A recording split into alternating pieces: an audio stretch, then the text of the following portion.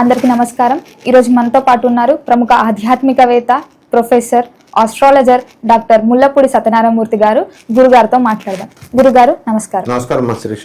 గురుగారు, ఈ 2026లో బంగారం ధరలు ఇప్పుడు 25లో చూసుకుంటే 24లో చూసుకుంటే విపరీతమైన రేటు ఉంది గురుగారు. ఈ 26లో ఏమైనా తగ్గుతుందా?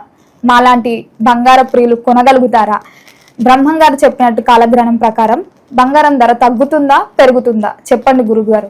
బంగారం అనే కాదు, ఏదైనా సరే వస్తువు కాలక్రమేణా జనాభా పెరుగుతున్నారు కాబట్టి రేట్లు పెరుగుతూ ఉంటాయి. అయితే మీడియా వాళ్ళు చేసిన హడావుడి ప్రచారం వల్ల 2024 సంవత్సరంలోనూ 2025 సంవత్సరంలోనూ బంగారం రేట్లు పెరిగినాయి అని చెప్పాలి. ఆ తర్వాత 2026లో కూడా ఆబ్వియస్గా పెరుగుతాయి. ఏకంగా 1,25,000 రూపాయల వరకు వెళ్ళిపోతుందని అంచనాలు వేస్తున్నారు. అయితే ఇంకా 1,50,000 వరకు కూడా పెరగచ్చు అని చెప్పి బంగారపు షాపులు వాళ్ళకి లాభం కదా మరి, అందుకని ప్రచారం కొనసాగుతూ ఉంది. అయితే వాస్తవానికి ఏంటంటే, మనకి వైజాగ్ నుంచి ఒక బంగారు పని షాప్ చేసే వాళ్ళ భార్య నాతో మాట్లాడింది. అయ్యా, ఖాళీగా ఉంటున్నాడండి మా హస్బెండ్ బంగారం షాప్లో గుమస్తా ఆయన. ఎందువలనమ్మా? బంగారం షాపులు కిలకలాడుతున్నాయి కదా అంటే, బంగారం రేటు బాగా పెరిగిపోయింది కదండి, ఎవరు కొనట్లేదు, ఖాళీగా ఉందండి. ఇదే పరిస్థితి రాబోతుంది. అంటే దాన్నే శాచురేషన్ పాయింట్ అంటాం. అంటే హైదరాబాద్లో రేట్లు, ల్యాండ్ రేట్లు ఎవడిష్టం వచ్చినట్టు వాళ్ళు పెంచేసి బాగా హైప్ తీసుకొచ్చేసారు. ఇంకేముంది, రైల్వే స్టేషన్ పడిపోతుంది, ఎయిర్పోర్ట్ పడిపోతుంది, ఇంకా అవసరమైతే ఇక్కడ స్వర్గం పడిపోద్ది అని చెప్పి కూడా చెప్తారనమాట రియల్ ఎస్టేట్ వాళ్ళ బూటకపు మాటలు. అలా బూటకపు మాటలతో హైదరాబాదులో ఇంక మిగతా సిటీస్లో అలా లేవు. మళ్ళీ ఓన్లీ మనకు అలా పెంచేసి ఇప్పుడు ఎవడో కొనట్లేదండి, రియల్ ఎస్టేట్ వాళ్ళు నోటి దగ్గరికి వచ్చి ఆగిపోతుంది గురువుగారు, ఎవడో కొనట్లేదండి అంటే మీకు మీరే కదా మరి చేసుకున్నారు. అలాగే బంగారం షాపుల యొక్క పరిస్థితి కూడా అదే జరగబోతుంది. అంతా ఈగలు తోలుకోవాలన్నమాట, ఏదో 1-2 తప్ప. 1 సంవత్సరం నడిస్తే నడవచ్చు 2026 సంవత్సరం వరకు. పోతులూరు వీరబ్రహ్మేంద్ర స్వాముల వారు ఏం చెప్పారంటే, రోజులు పెరిగే కొద్దీ కలియుగాంతానికి రాగి, ఇత్తడి ఇవి మంచిగా పుంజుకుంటాయి, బంగారం పడుకుంటుంది. దాన్ని పడుకోబెట్టారు మన బాంబే హీరోయిన్లు అంతా కూడా. ఆల్రెడీ ఇప్పుడు కాదు, 20 సంవత్సరాలు 25 సంవత్సరాల బ్యాక్ హీరోయిన్స్ ఎవరో కూడా బంగారం కొనరు, అంతా ప్లాటినం కొనుక్కుంటారు. ఫుల్లరిన్ అని ఒక మెటల్ ఉంది, 1000 times స్ట్రాంగర్ దాన్ బంగారం, gold. And 1,00,000 times 100 times costlier than బంగారం. ఫుల్లరిన్, FULLEREIN, రాయలసీమలో పడింది అది. ఇంకా అది మనకు ఇప్పుడు అంతేకాకుండా ఇప్పుడు రాయలసీమలో మనకు బంగారపు గనులు కూడా పడ్డాయి. ఇదంతా ప్రాసెస్లోకి రావడానికి ఇంకా 6 సంవత్సరాలు పడుతుంది.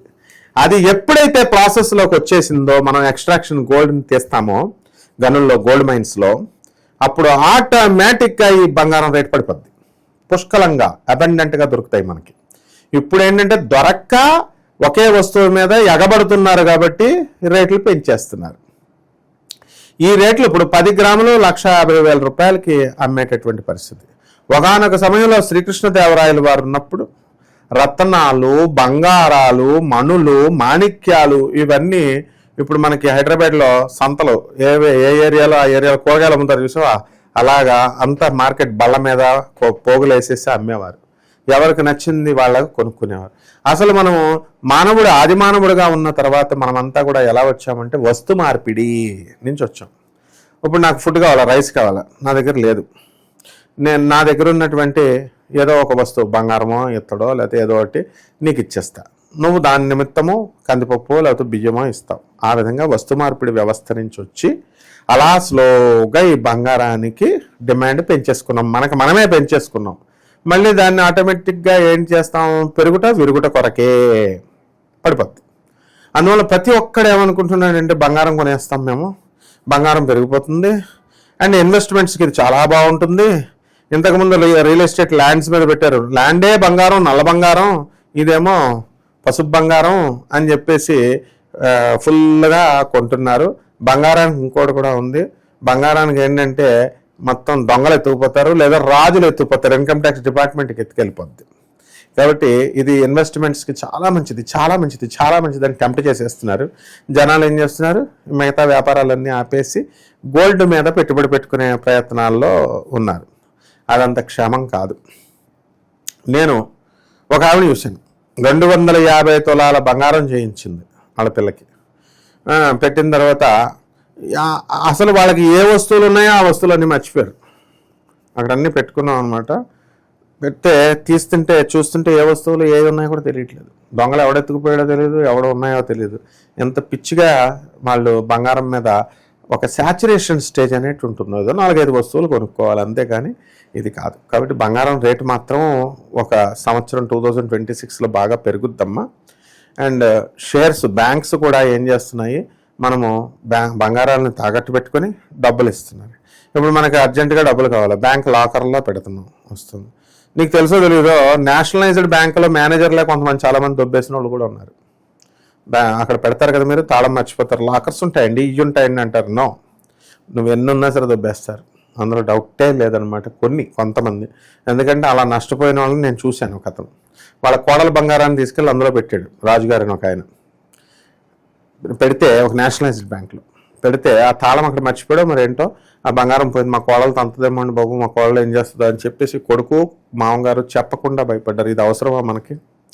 తర్వాత అందువలన ఇలాంటివన్నీ కూడా జరగడానికి అవకాశాలు ఉంటాయి. కాబట్టి కేవలం ఏదో మీడియాలో చెప్తున్నారు కదా అని బంగారం పెరిగిపోద్ది ఇన్వెస్ట్మెంట్కి బాగుంటుందని ల్యాండ్ల మీద వీటి మీద కాదు.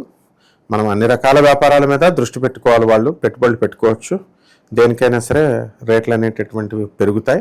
మళ్ళీ మనకి కృష్ణదేవరాయల రామరాజ్యం అంటాం కదా, ఈ 2026 సంవత్సరం అయిన తర్వాత కొద్దిగా ఇప్పుడు రాయలసీమలో కోలార్ గోల్డ్ మైన్స్ కర్ణాటకలో పడింది. బంగారం మీద పడుకుంటారు వాళ్ళు, ఆ ఊర్లో వాళ్ళు, తెలుసా?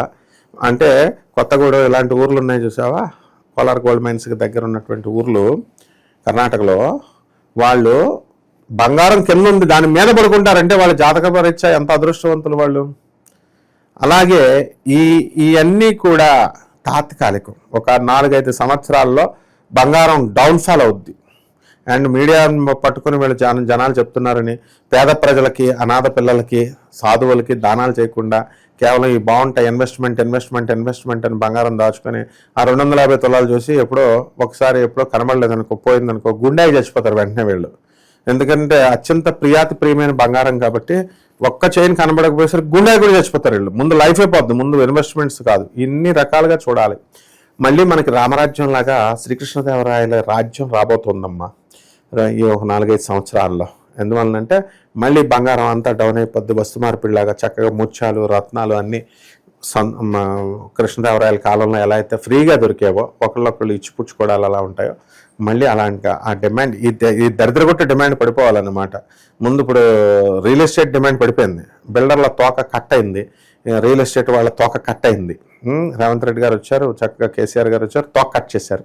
అలాగే బంగారాన్ని కోట నిర్మలా సీతారామన్ ఏం పిచ్చిది కాదు, తప్పకుండా తోక కట్ చేస్తుంది. కొన్నయండి ఫస్ట్, తర్వాత ఇన్కమ్ ట్యాక్స్ వాళ్ళకి ఇక్కడ కొనగానే అక్కడ షాపులకి వెళ్తుంది అనమాట ఇన్ఫర్మేషన్. ఇన్కమ్ ట్యాక్స్ వాళ్ళు వచ్చి రైడింగ్ చేసి పట్టుకుపోతారు సగం బంగారం. పేదవాళ్ళకి పంచే విధానం అనేటటువంటిది త్వరలో రాబోతుంది.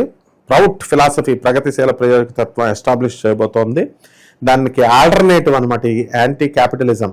ఈ క్యాపిటలిజానికి డబ్బు ఉన్నటువంటి వాడిది డబ్బు పేదవాడికి అందుతుంది. యాంటీ క్యాపిటలిజం ఆ సిద్ధాంతాలన్నీ నరేంద్ర మోడీ గారి హయాంలోనే జరుగుతాయి. కాబట్టి చంకలు గుద్దుకుంటూ బంగారం రేటు పెరుగుద్ది అని చెప్పేసి వెళ్ళుకుంటే బంగారం షాపులు ఏవో 1-2 కొంటారు. వాళ్ళకే ఉంది, ఐపీలు ఎత్తేస్తారు వాళ్ళు, బ్యాంకు లోన్లు తీసుకుంటారు. ఇప్పుడు 5,000 కోట్లు మాఫీ చేసేస్తారు వాళ్ళు. 2,000 కోట్ల లంచాలు ఇచ్చేస్తారు, 5,000 కోట్లు ఉన్నటువంటి మాఫీలు చేసేస్తారు, షాపులు ఎత్తేస్తారు, అన్ని ఎత్తేస్తారు.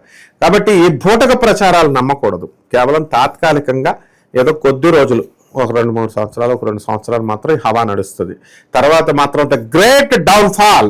గోల్డ్ అనేటటువంటిది పోతులూరు వీరబ్రహ్మేంద్ర స్వామి వారే చెప్పారు డైరెక్ట్గా. ఆయన మా మాటను బేస్ చేసుకుని నేను చెప్తున్నాను ఇది. అందులో ఏ మాత్రమూ ఇందులో అసత్యం లేదు. అండ్ వెరీ ప్రాక్టికల్గా ప్రతి మనిషి కూడా చూసుకోవాలి. ధన్యవాదాలు గురూజీ. ధన్యవాదాలు.